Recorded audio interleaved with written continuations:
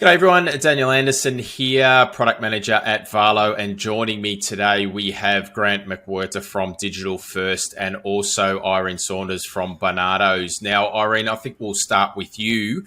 Can you give us a little bit of an intro to yourself, your position at Barnardos, and just a little bit of a background as to what Barnardos is, the organisation, and your role in that organisation?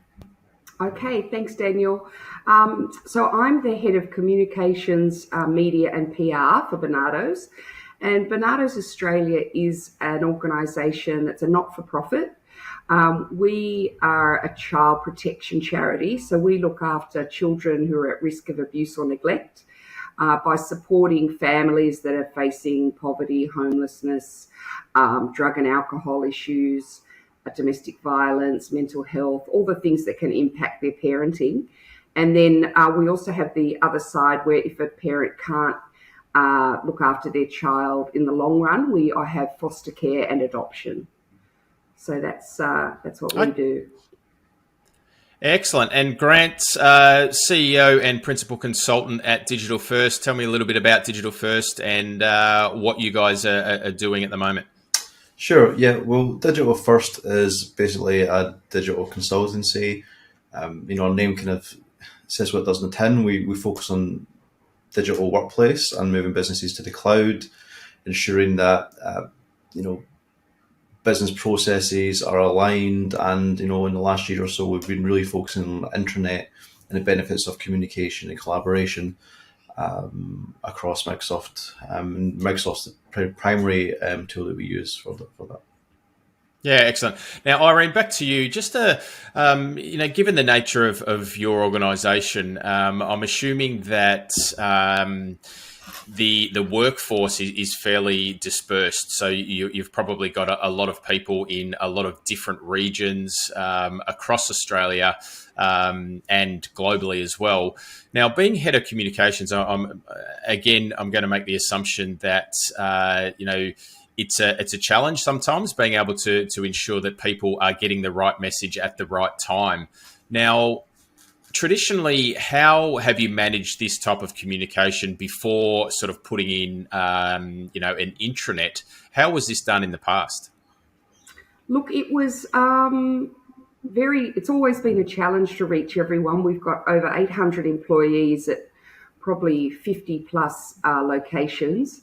And in the past, we did the usual thing of emails, but to avoid all staff emails, it was sort of emails to managers that then trickled down and told information in team meetings and so on. We also had a type of intranet that was very flawed. It was not user-friendly. A lot of people avoided using it. It had outdated information on it. And it was a real struggle to communicate across the organisation.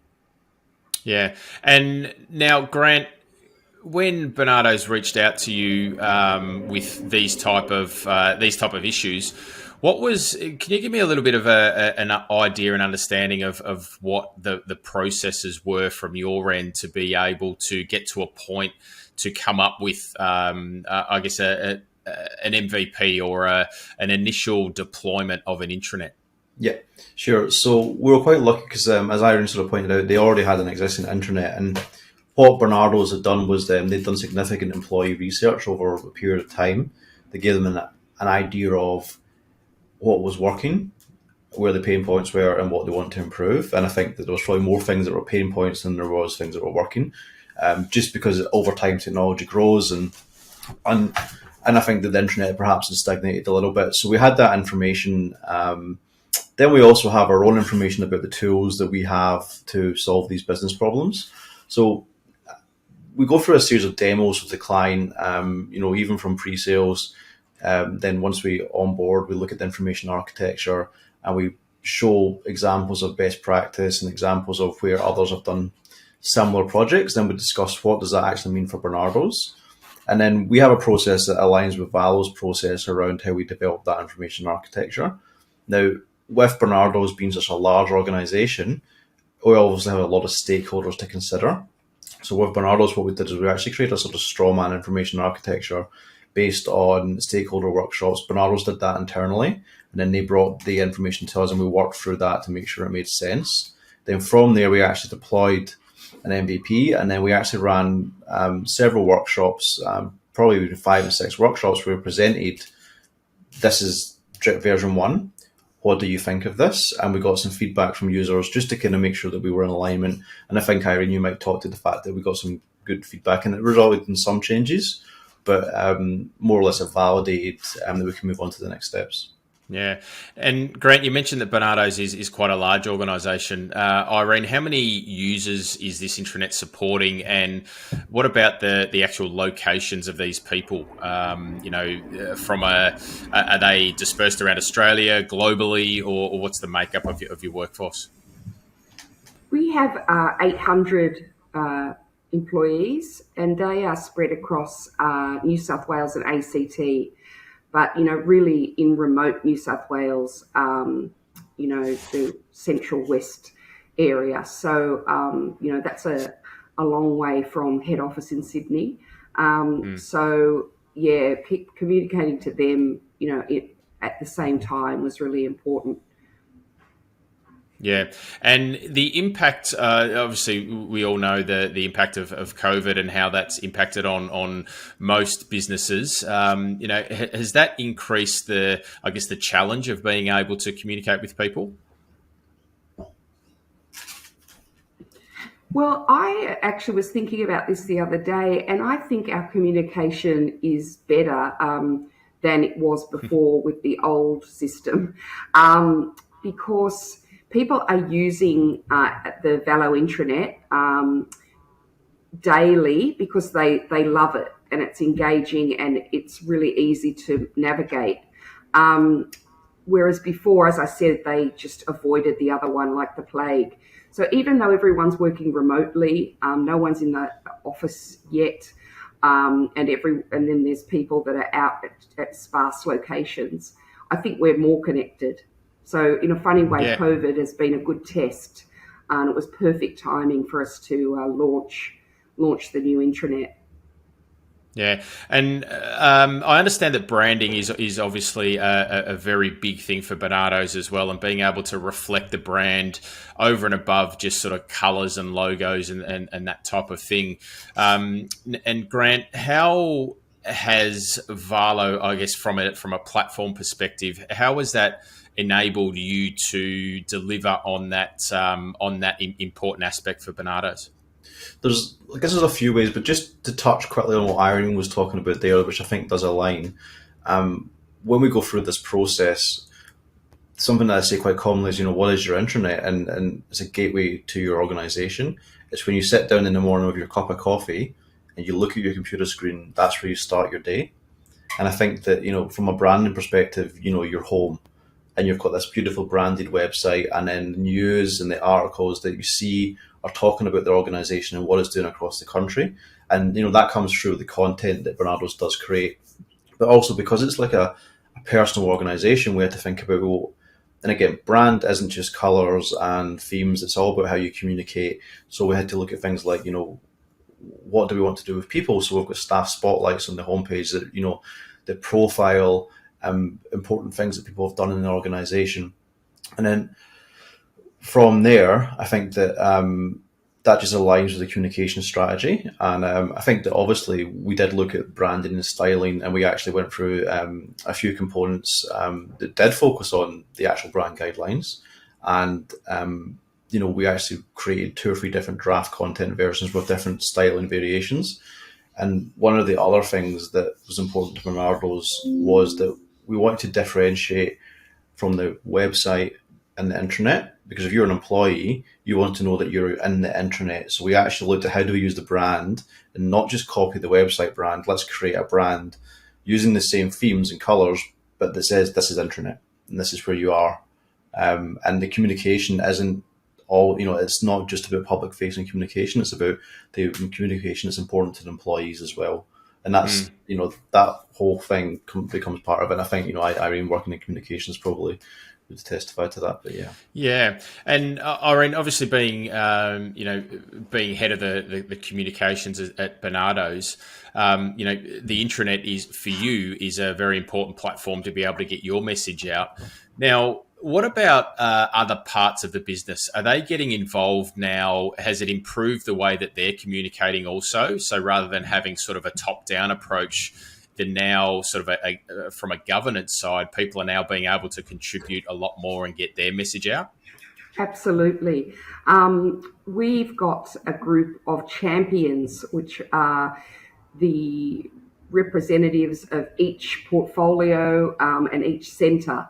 And they have permissions to add new stories or update their pages with the latest information. So there's a real sense of ownership of the intranet from their point of view, but also they really love the feedback, the liking and commenting that they can do, so that again it makes everybody feel much more connected. If the CEO puts a message on there, and then somebody from Mudgee can immediately say, this is fantastic, or this is how I'm feeling about what's happening. It's just bringing everybody together. So that's the feature they really love. They feel a lot closer to each other.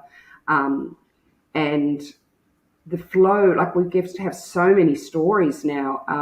In the past, I think it was difficult for some of our centres to share their stories. They didn't have the time or inclination. And if you feel cut off anyway, you sort of give up trying. Whereas now it's so nice and easy, and they see other centres are telling their stories and they think, oh, I can do that. I've got a good story that relates to that issue. So everybody's joining in, and it's almost a bit competitive, which is great because we've got some great content. Do you think the reason why that didn't happen with the previous intranet was that it was, I guess, a little bit hard to create that content, whereas now it's a lot easier? It was really difficult. There was only about 3 people that knew how. It was almost like, it felt like writing code. It was so old fashioned. There wasn't any beautiful images. It wasn't user friendly. So it was just something that people weren't willing to put their hand up and do, whereas now they love it. Yeah. And if we look at things outside of communication now, so maybe, in terms of documents or policies, procedures, work instructions, that type of content, is that something that is now the intranet's being utilised for as well? Yes, absolutely. We had real problem in that, because the older intranet, it didn't have version control. So it just had ad hoc policy documents, no matter how we tried. Well, I don't know how hard they tried, but to keep the version control there, it was so outdated that people didn't trust the internet. Intranet. That's what we came across when we did a survey, and we sort of said, why don't you use it? And they said, they just don't trust the information.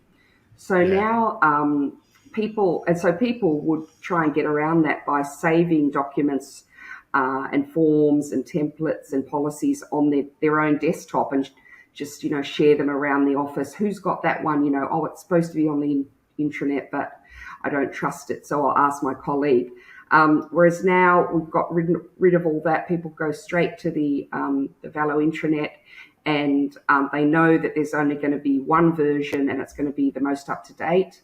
And we have lots of links so that you can find those documents anywhere in the search function as well. So people love that because they feel confident, and that they don't have to guess or second guess whether what they've got is the correct document.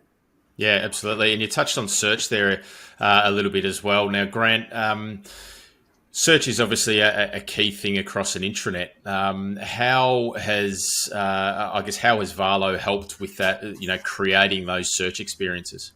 Yeah, I mean, search is definitely number one on every project that we work on, as we want to be able to find information and we can't right now, and that is common across almost all of our clients. And what Valo does, so SharePoint is a very powerful search engine, and what Valo does is allow us to improve on that and actually create a nice user experience around actually looking at metadata, taxonomy, and refiners. So what we've been able to do is utilize metadata across documents in certain areas of the business, and now we have a couple of search dashboards where we have all of those tags and keywords within refiners. Users can also just use the search bar like they were working on Google and just search for what they're looking for. And I think that's been adopted quite well. Barnardos actually have a lot of tags that they use, which is just evidence that, I think we had a few rounds of what's going to work for us, and we tried a couple of things out, and then we sort of improved on that. And I think now, I opened it up recently and had a look, and there's a huge list of tags, but they've all got a purpose. And that's the really important part. And that can take time for an organisation to adopt, but Barnardos adopted it really quickly because they sort of realised the benefits of it. And that's sort of, a lot faster than some organizations do. And I think that, the Valo search hubs really help that process. Yeah. What about in terms of audience targeting? So, being able to publish content to the right people so that they're getting that right information. I mean, it might even be links on a homepage or the global navigation that's sort of targeted at the right people. How has that improved the overall adoption of the intranet as well? Because sometimes people get a little bit overwhelmed with what they actually see on a homepage of an intranet. It could be everything that's possibly available. Whereas, being able to personalize that content is really important so that users are seeing what's relevant to them. Have you had any feedback, or how do you think that has improved the adoption as well? I know that, Daniel, you're referring to the audiences in a couple of ways, and there's audience targeting in Valo. Now, what we did with Barnardos is we actually looked at the content, and that's where the metadata came into. So on the homepage, we've used the tabs really well, and you've got multiple tabs that allow users to select what news they want to see. So you don't just have one big news feed, you've got the ability to select that. Now, I think that down the line, it may well be that we do look at localization and not and really target and personal. But I think that one of the purposes of Valo was to share, Barnardos was to share all information to all people, because that was a sort of shared learning. Because I think, Irene, we've talked in the past about how one area actually did something, posted a story about it, and then we found that other people were doing this, then took that information and replicated it themselves. So you're actually sharing, and there's business improvement just in that communication and sharing. So, I think that the main thing was about that metadata and targeting, giving people the right space to find the right information. Yeah. And what about, I guess the last topic I want to touch on here is around the culture and the adoption and things like that. Have you found that, with the ease of use of creating and sharing this information, it has helped, improve or solidify the culture that you've already got? Absolutely. I'd say we'd have 10 times maybe 20 times the amount of stories being shared than we used to.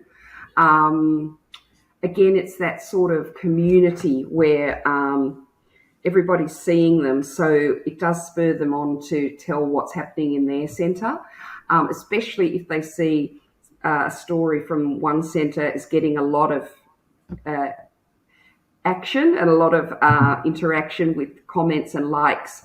I guess it's human nature. They sort of think, oh, well, Penrith's getting all the glory, and we do that at Orange, so we're going to put a story on.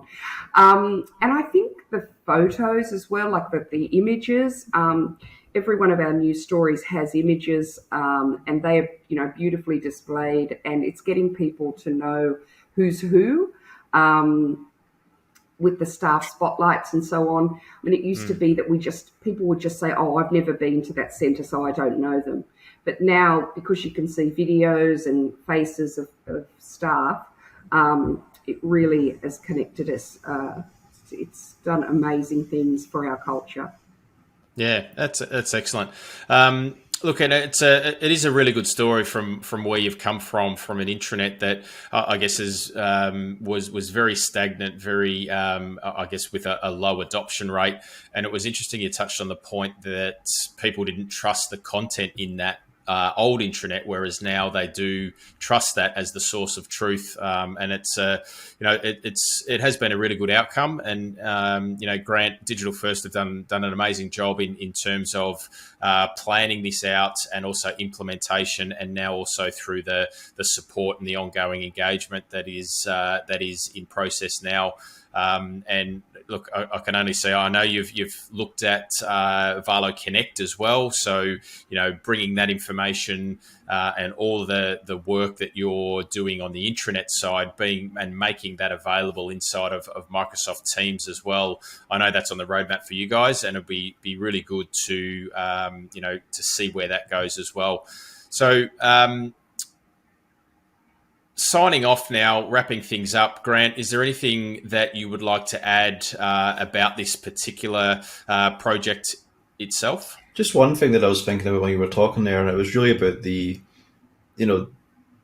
appreciation we get for, when we see a project work. And for me, when we launched the project, Irene and Alex went around and did a sort of tour to launch it, and we were sort of sitting waiting to get feedback, or we have to change this, and there was just silence for 2 weeks, and we thought, oh, what's going on? And then when they came back and said, no, everyone loved it and it was great.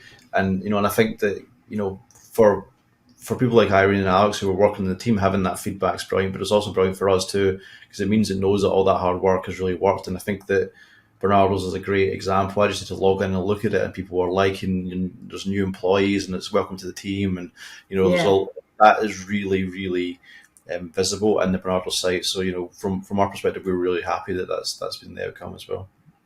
And Irene, any last words from you?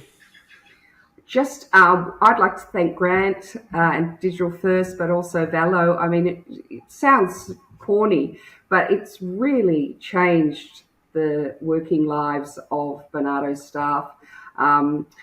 I'd say something like the people in accounts, say, who just they know they work for a not-for-profit that helps children. But, unless they saw something, that I would put on the news or in a newspaper about our work, they were really just working away at their numbers and not really feeling connected to the cause. And now that if they go to the hub, we call it the hub every day, they see our cause in action. They see the children that we help, the families, the workers from their point of view, telling their stories. Then they see the CEO immediately saying, this is wonderful.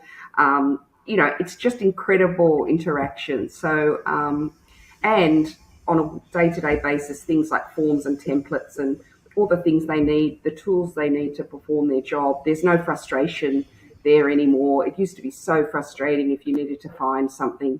And now I'm sure it's just made our work much more efficient. So the benefits are just incredible. So we're really, really happy. It's the highlight of probably the time I've been at Barnardos, which is about 7 years, to be able to turn around a big problem and into something that everyone loves. So I'm a bit of a hero, which I loved as well. So it's put you on a pedestal. You'll have a job there for life. Yeah. That's right. No, very, very good. So as we wrap things up, once again, thank you very much, Irene, for sharing your story, and also Grant for jumping online as well, just to give us a bit of behind the scenes inside of how things were put together and deployed. It is a really good story and with some really good outcomes. So I thank you both. Thanks so much, Daniel.